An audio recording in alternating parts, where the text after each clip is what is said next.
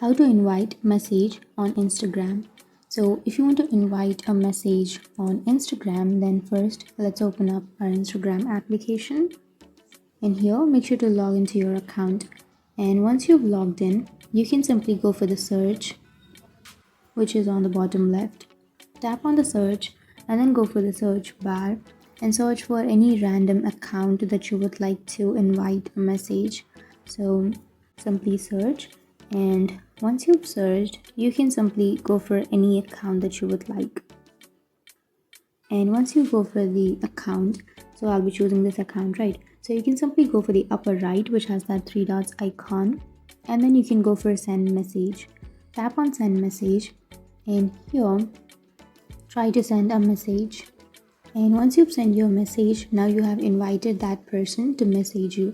So that's how you invite message on Instagram. And now this message has been sent to their message request box.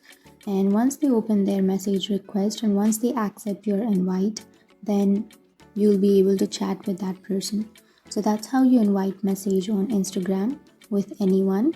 And if you have any questions, feel free to comment below. Thanks for watching.